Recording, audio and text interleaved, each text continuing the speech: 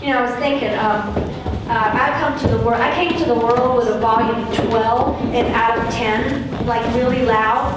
And a lot of times, like young women and people I know are volume 2. They might be shy or something. But what I'm interested in is, even if somebody's shy, that's like okay too. In other words, whatever you are, if we come to the world quiet, if we come loud, if we come tall, short, spirited or not, whatever you are is just right. You know, there's no one uniquely like you. So I'm going to tell a quick story and then we're going to move on. So I don't get to coach girls on the run anymore because I'm going to stay standing so people in the back can see. Because I travel all the time, everywhere, get to visit with y'all. This was several seasons ago. I was with a group of little girls, 13 of them, 14 actually. And we say the first lesson, y'all you girls will know, you say your name and an adjective that describes you, like marvelous Molly, you know, awesome Ann, something like that. And we were going around this circle. And we got around, and there was a little girl directly across from me. She was in 4th grade. And she just shook her head and she looked to the ground. And one of the other girls goes, oh, that's just Shakira, she never talks. And I was like, you know what, girl, I'm just glad you're here. You just keep coming back. And you know, we just went on around the circle. On that particular day, this was the first lesson, Shakira didn't play at all. Like she didn't want, it's like almost like she didn't want to be there. She stayed way off to the side. And so the assistant coach stayed with her. So the next day we come together, and Shakira is now beginning to play a little bit more, but she's still kind of hesitant. You know, it's like she was scared. 3rd day she comes, she's now playing the games, but she's not talking. This is a 9-year-old who's not saying a word. The 4th day, she's now playing, but again, not speaking. So I went to the school counselor and I said, all right, could you help me out here? Because there's something going on. You know, this 9-year-old, most 9-year-olds that I know, even if they're shy, are pretty talkative. And the school counselor said to me, well, you know, Shakira is new to our school. She's only been here, you know, these few months. It was late September, early October. And we know that she's in foster care. And what foster care is, for those of you that don't know it, and some of you may have known people or been in foster care, she had been removed from her home, where her family, from her parents, because they were incapable of taking care of her. As a matter of fact, they had almost treated her poorly. She had been malnourished, and they were doing the best that they could, I'm sure. But they had taken her from her home and put her in a brand new family. She didn't know anybody. So it wasn't even about changing schools, it's about changing your family. And she had, when she moved out from her family, stopped talking. So it had been literally months and months since this little girl had ever talked. No one had heard her voice. But she kept coming to Girls on the Run. And I know that if you're a coach in this room, there is a magic that occurs there that you don't even have to speak with the kids. There's just something that happens.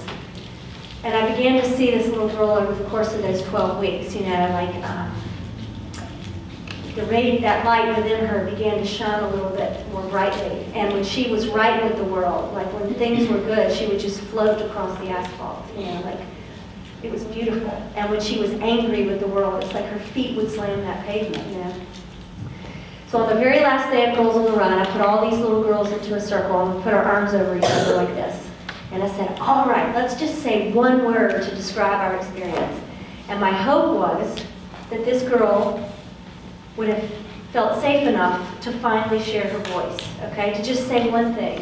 So the first girl said awesome, the second girl said supercalifragilisticexpialidocious, and I got around to Shakira, and there we were, all 14 of us, you know, our arms, we've been together for 12 weeks. We all looked, she looked to every girl in that circle, like she looked around as if, you know, like give me the strength. She took in this huge inhale, and then she just exhaled. You know, she didn't say a word, and the next girl just picked up and around we went. And I think we were all not disappointed, but we had hoped maybe she would have felt comfortable enough to say something. So the following day we had our banquet, which is where we give out our certificates and we have the fun pizza party or whatever that is. And Shakira wasn't there, and I was very disappointed. So, you know, the dinner has started when in she comes running in, you know, all whatever small little pounds of her with her foster parents. She grabs a plate, sits down to eat, and then we start the award ceremony. So I've got all 13 of her teammates up here on the stage with me at the school cafeteria. They're all standing there. And then I call her up. And I'm like, all right, Shakira, come on up here. And up she marches. And she stands before me, and I say, all right, girl, I give you the Grand Communicator Award. And of course, all her teammates thought I was nuts, because nobody had ever heard her speak or anything. And I said, but that sparkle in your eye, that radiance of who you are, and how that just kind of comes through, you communicate in ways that are far richer than many adults, because you just put it out there. You're just yourself.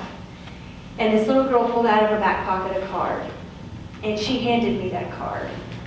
And this is the experience that I longed for, and it happens at Girls on the Run, where the rest of the room ceased to exist. You can almost have the experience here now when I look into your daughter's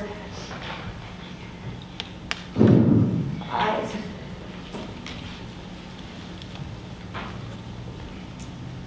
She pulled out this card and she handed it to me, and she said, and then I said, Shakira, would you read this card to me? And that little girl took that card, and there she is in this cafeteria with 60 people, not having said a word for 6 or 7 months, and she begins to shake, And she's looking down, and then she looks up at me, and then she looks down. And I know that we've all had those moments of absolute, and I love your word, courage or bravery, where you're just so scared to lay it out there and be vulnerable and show all those things, but she just did it. She's the bravest person I'd ever met until that point in my life. And she read the card out loud. And what she said was, Dear Molly, the word I wanted to say yesterday, Girls on the Run, was, and I'd like y'all to help me figure out what the word was. What do you think she said? Yeah. Special. Now what's really cool about what's getting ready to happen is every word that's going to come out of everyone's mouth is a perfect description of Girls on the Run. But that wasn't her word. So special is a good word, but it's not hers. Yeah, what's another one? Yeah. Extraordinary. See, do you know how fabulous that word is? But that's not it. Yeah. The best thing I've ever done. That was not it. But that's it. That's it. You're naming all these things that happen at Girls on the Run. Yeah. Life-changing? Life-changing. It was for her, but that's not her word. Yeah. Yeah. Nope. Happy? Happy? Nope. Everything? Everything. That's so one. Yeah, no, that's not it. That's not it, but that's a great word. It's the Mac Daddy universal, if we, all of one, whatever, this word is the mothership. Yeah. I know somebody here can do it. Come on. Yeah. Yeah. Love. That's exactly right. So, I think what she got me to think about was that Girls on the Run is really about helping girls express their voice in whatever way, shape, or form that comes up. So, if I can have everybody that helped me today come up here very quickly, I'm going to teach a new energy award. So come on up.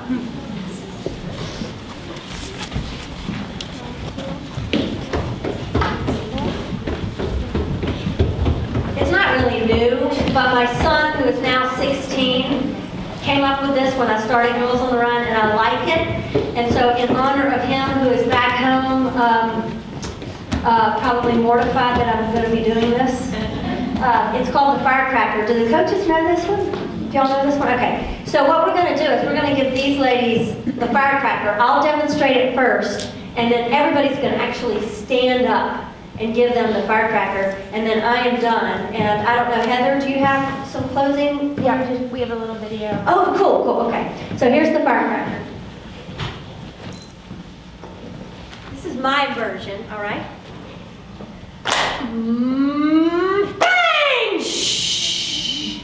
Okay, so put your whole body into it, okay? Stand up. Even the dad, come on. Yeah! Dad! I mean, dads can rock. Especially when you guys paint your hair at the 5K. And your beards and all that stuff. It's so cool. Okay, ready? So on the count of 3, we're going to give these fabulous women the Firecracker of the century. Are you ready? 1, 2, 3.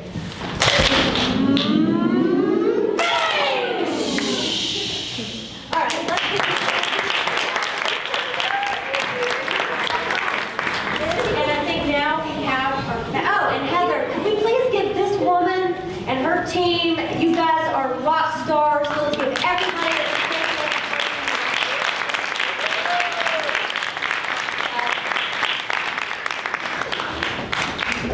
As the girls are making their way down, we want to just give Molly the acknowledgement. We so appreciate her coming. So everybody,